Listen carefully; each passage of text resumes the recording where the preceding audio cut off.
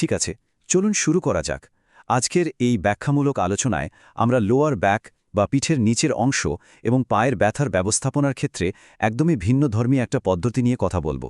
সায়াটিকার তীব্র ব্যথা মানুষের দৈনন্দিন জীবনকে কতটা ব্যাহত করতে পারে সেটা আমাদের অনেকেরই জানা।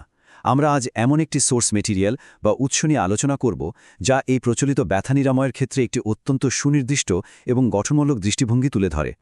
তো বিষয়টা আসলে কি? মূলত এই সোর্স মেটেরিয়ালটা একটা ডায়াগনস্টিক ফ্লোচার্ট বা প্রবাহচিত্র হিসেবে কাজ করে।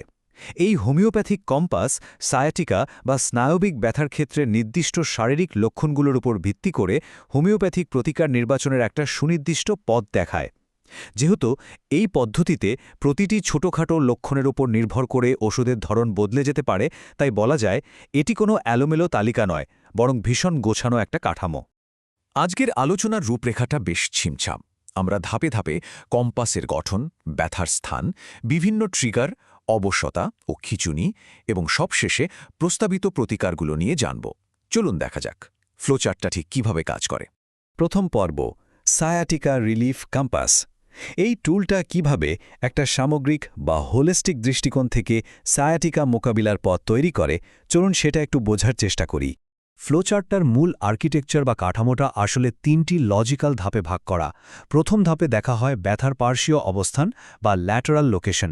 এরপর দ্বিতীয় ধাপে বিশ্লেষণ করা হয় নড়াচড়া এবং আচরণের প্রভাব।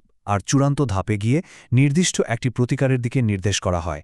এটা ধাপে ধাপে এগোনোর এমন একটা যৌক্তিক প্রক্রিয়া যা পুরো লক্ষণের বিষয়টাকে খুব সহজেই একটা ছকের ভেতরে নিয়ে আসে। এবার আসা যাক দ্বিতীয় পর্বে। এখানে ফ্লোচার্টের প্রথম প্রধান শাখাটি নিয়ে কথা বলবো, আর সেটা হলো শারীরিক অস্বস্তির ঠিক স্থানটা চিহ্নিত করা। এই ডিসিশন ট্রি বা সিদ্ধান্ত গ্রহণের যাত্রায় একেবারে শুরুতেই যে প্রশ্নটা আসবে তা হলো, ব্যথাটা কি মূলত বাম দিকে হচ্ছে, ডান দিকে, নাকি এটা জায়গা বদলাচ্ছে? ফ্লোচার্টের ঠিক এই জায়গাটা থেকেই মূল বিশ্লেষণের শুরু। উৎস অনুযায়ী ফ্লোচার্টটা প্রথমেই এই পার্শ্বীয় অবস্থানগুলোকে আলাদা করে ফেলে। বাম দিকের ব্যথা আর ডান দিকের ব্যথার মধ্যে পার্থক্য নির্ণয় করার মাধ্যমে এটি চিকিৎসার একদম প্রাথমিক পথটা নির্ধারণ করে দেয়। এই পদ্ধতিতে শরীরের ডান বা বাম পাশ শুধু একটা দিক নয়, বরং এটি সম্পূর্ণ ভিন্ন ভিন্ন শারীরিক অবস্থার একটা নিরপেক্ষ সূচক হিসেবে কাজ করে। তবে আরেকটা মজার ব্যাপার হলো, স্নায়বিক ব্যথা কিন্তু সবসময় এক জায়গায় স্থির থাকে না। এটা সম্পূর্ণভাবে স্থান পরিবর্তনও করতে পারে। ফ্লোচার্টটা এই পরিবর্তনশীল ব্যথাকে আলাদা একটা ভেরিয়েবল বা চলক হিসেবে ধরে নেয়, অর্থাৎ শুধু বাম বা ডান দিকের ব্যথার বাইরে গিয়ে এটি পরিবর্তনশীল ব্যথার জন্য সম্পূর্ণ আলাদা একটা ডায়াগনস্টিক পথ তৈরি করে।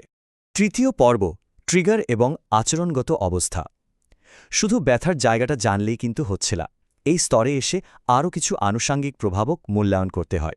ফ্লোচার্টের এই ধাপে অগ্রসর হতে হলে কিছু নির্দিষ্ট বিষয় গভীরভাবে খেয়াল করতে হয়। যেমন ধরুন, নড়াচড়াজনিত ট্রিগার, হাঁটলে ব্যথা বাড়ছে নাকি বসে থাকলে কমছে। এর পাশাপাশি রোগীর বিভিন্ন আচরণগত অবস্থা, বিশেষ করে খিটখিটে মেজাজ বা ইরিটেবিলিটির মতো বিষয়গুলো এখানে খুব জরুরি। এখন সবচেয়ে আকর্ষণীয় বিষয় হলো, এই উৎসটা দেখায় যে কিভাবে খিটখিটে মেজাজের মতো মানসিক বা আবেগগত অবস্থাগুলো সরাসরি শারীরিক ব্যথা ব্যবস্থাপনার সাথে এসে যুক্ত হয়। শারীরিক লক্ষণের সাথে মানসিক আচরণের এই সামগ্রিক বা হোলিস্টিক ইন্টিগ্রেশনটা সত্যিই দারুণ, আর এটাই প্রচলিত ধারণার বাইরে গিয়ে এই কম্পাসের একটা অন্যতম প্রধান বৈশিষ্ট্য। চতুর্থ পর্ব, অবশতা এবং পেশির খিঁচুনি। চলুন এই নির্দিষ্ট শারীরিক অনুভূতিগুলো নিয়ে কথা বলি, যেগুলো ফ্লোচার্টের শাখাকে আরও সুনির্দিষ্ট করে তোলে। কম্পাসটা ধরে এগোতে থাকলে ঠিক এই সংযোগস্থলে একটা খুব জরুরি প্রশ্ন আসে, শরীরে কি কোনো অবশতা বা পেশির খিঁচুনি আছে? সায়াটিকার ক্ষেত্রে এই নির্দিষ্ট অনুভূতিগুলো ব্যথার তীব্রতা আর স্নায়ুর উপর চাপের ধরন সম্পর্কে সবচেয়ে গুরুত্বপূর্ণ তথ্যগুলো দিয়ে থাকে। সোর্স ম্যাটেরিয়ালটা কিন্তু এই দুটো অনুভূতির মধ্যে খুব সুন্দর একটা পার্থক্য টেনে দেয়। অবশতা যেখানে স্নায়ুর সারাহীনতার ইঙ্গিত দেয়, সেখানে খিঁচুনি নির্দেশ করে পেশির অনিয়ন্ত্রিত সংকোচনকে।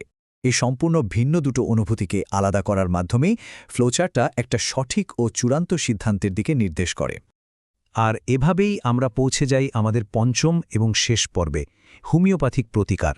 এটাই ফ্লোচার্টের চূড়ান্ত গন্তব্য, যেখানে লক্ষণগুলোর সাথে প্রস্তাবিত চিকিৎসাগুলোর সমন্বয় ঘটে। আর এই বিষয়টা একেবারে চমৎকারভাবে ফুটিয়ে তোলে যে কিভাবে আপাতদৃষ্টিতে ভিন্ন ভিন্ন ভেরিয়েবলগুলো একসাথে যুক্ত হয়ে নির্দিষ্ট প্রতিকারের পরামর্শ দেয়। ধরুন, ব্যথার একটা নির্দিষ্ট অবস্থান আর নড়াচড়া ট্রিগার হয়তো রাস্টক্সের দিকে নির্দেশ করছে। আবার অবসতা ও খিঁচুনির উপস্থিতি হয়তো লাইকোপোডিয়াম ব্যবহারের যৌক্তিকতা তুলে ধরছে। এই ম্যাট্রিক্সটা খুব স্পষ্টভাবে দেখায় যে লক্ষণগুলোর সুনির্দিষ্ট সংমিশ্রণই হল এই সমাধানের মূল চাবিকাঠি। ফ্লোচার্টের মধ্য দিয়ে এই বিশ্লেষণাত্মক যাত্রা শেষে সোর্স ম্যাটেরিয়ালটি বেশ নিরপেক্ষভাবেই নির্দিষ্ট কিছু উপাদানের কথা উল্লেখ করে।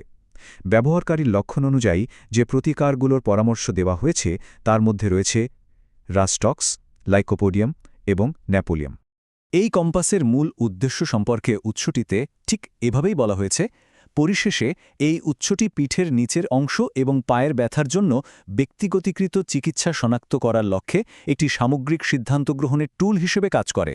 অর্থাৎ এটি ঢালাওভাবে সবাইকে দেওয়া কোনো প্রেসক্রিপশন নয়, বরং ব্যক্তিগত উপসর্গের উপর ভিত্তি করে তৈরি করা একটি গাইডলাইন। পুরো আলোচনার শেষে আপনাদের জন্য একটা গভীর প্রশ্ন থেকেই যায়। ভাবছেন তো কি, এই যে অত্যন্ত ব্যক্তিগতকৃত একটা লক্ষণ ট্র্যাকিং সিস্টেম, এটা কিভাবে সামগ্রিক বা হোলিস্টিক ব্যথা ব্যবস্থাপনার ভবিষ্যৎটা নতুন করে লিখে দিতে পারে? সাইটিকা নিরাময়ে লক্ষণের এই পুঙ্খানুপুঙ্খ বিশ্লেষণ কিন্তু আমাদের আগামী দিনের চিকিৎসা পদ্ধতি নিয়ে নতুন করে ভাবতে বাধ্য করে। এই বিষয়টা নিয়ে অবশ্যই একবার ভেবে দেখবেন।